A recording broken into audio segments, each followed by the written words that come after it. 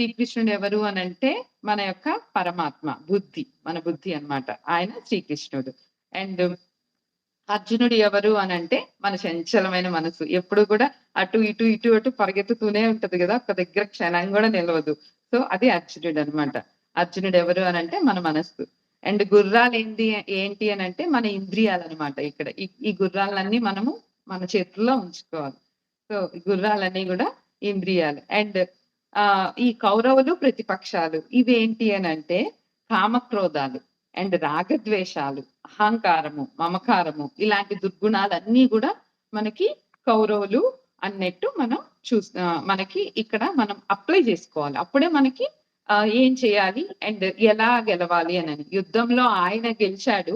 So, ఈ యుద్ధంలో మనతో మనం ఎట్లా గెలవాలి అనేది వీటన్నింటిని గూడా మనం అప్లై చేసుకుంటూ చూడాలన్నమాట. అండ్ ఇక్కడ అర్జునుడి ధనస్సు అనేది సాధన చతుష్టయం. ఇది చాలా ఇంపార్టెంట్ అండి. ఆయన యొక్క గాండీవం అనేది. సో, ఈ సాధన అనేది ఒకరోజు చేస్తే వచ్చేది గాదు. కంటిన్యూగా ఉండాలి. అండ్ కన్సిస్టెన్సీ గూడా ఎంత ఇంపార్టెంట్ కన్సిస్టెన్సీ వలన ఏం మనకొస్తది అనేది కూడా భగవద్గీతలో చాలా పర్ఫెక్ట్‌గా చెప్పారు.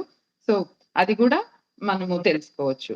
అండ్ సంజయుడు మనకున్నాడు కదండీ! ఆయన వచ్చినప్పుడు మన యొక్క వివేకం అన్నట్టు మనం చూసుకోవాలి.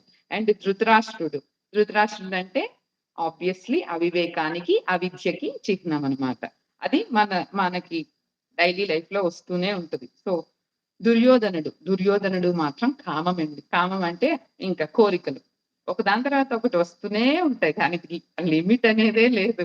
అన్‌లిమిటెడ్ అన్నమాట. సో, అన్‌లిమిటెడ్ బఫేకి మనం ఎలా ఎళ్తామో అలాగా మన మనం మన డైలీ లైఫ్‌లో గూడా అన్‌లిమిటెడ్ అన్నట్టు ఈ కోరికలు వస్తూనే ఉంటాయి. దీన్ని క్షణం ఆగి అది మనకి ఎంత వరకు